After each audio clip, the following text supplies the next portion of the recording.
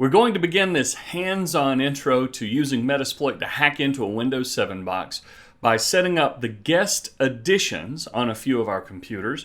This will be some extra tools that will let us easily copy and paste between virtual machines. That's a really nice feature to have, especially when you're running multiple scripts and sending phishing emails or opening lots of web pages to test out vulnerabilities. The ability to set up our clipboard to be able to be used by all of our VMs is going to be really powerful. We are also going to open these up on the private internal host-only network that we set up way back in the section 3.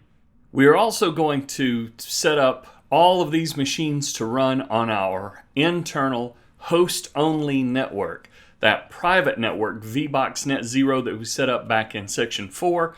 So we're going to do that for our Windows 7, our Windows 10, and our Kali Linux box, and that will take us through the next two sections. First, let's come to the IE8 Windows 7 VM that we installed and scroll down to the network. And the very first thing we're going to do is change that to the host-only adapter VirtualBox Net 0 and hit OK. And let's go ahead and start that one up. Once it starts, if you will disconnect and reconnect your network adapter, and you can just go to CMD and IP config to make sure that you get a 10.0.3 address. So I'll run IP config, and I do have a 10.0.3.4 address for my Windows 7 box. In addition to setting the networking to the 10.0.3 private network, that internal host only address, I'm going to come to Devices and insert the Guest Editions CD image. This Guest Editions is necessary when we want to copy and paste between virtual machines.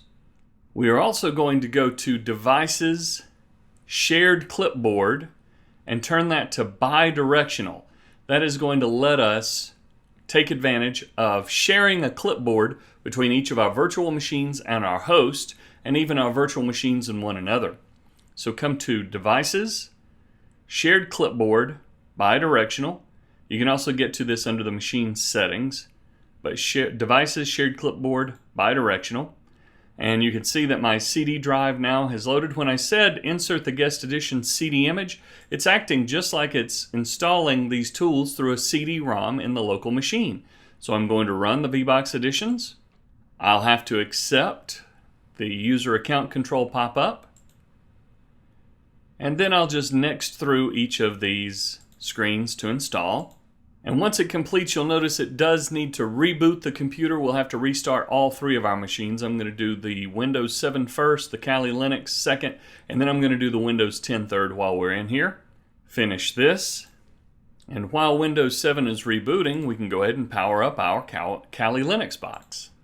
And first things first, let's come to the network and make sure we change it to the host-only adapter VirtualBox Net 0.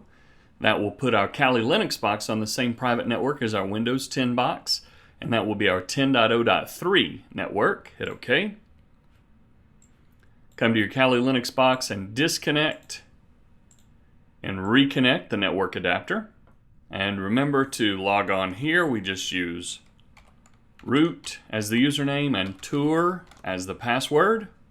And once we boot Kali Linux up, we're going to insert the Guest Editions CD image. And when the Guest Editions CD gets put in, we can try run, but I don't believe it will install by itself. We're actually going to come to the command line terminal, and we can run the Guest Editions by changing, first of all, to the CD-ROM. So CD / root and do an ls. And you can see we have a media folder, CD into media, then ls, and our CD-ROM is active, so CD into CD-ROM, ls, and now we see all of the files in the VirtualBox Editions.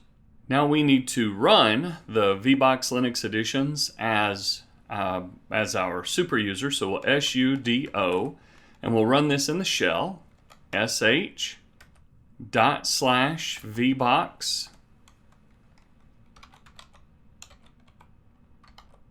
Linux additions.run. It should take just a couple of moments for the VirtualBox additions to be installed. And now we can see they're there, so we need to reboot this computer. So I'm just going to click the X, and then when it comes up, I'm going to say power off the machine. Then we'll power the Kali Linux box back on. And once again, log in as root and tour, T-O-O-R, or root backwards.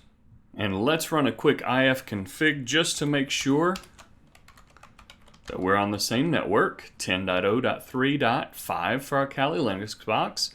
I booted it second after the Windows 7 box, so if yours is slightly different, that's okay.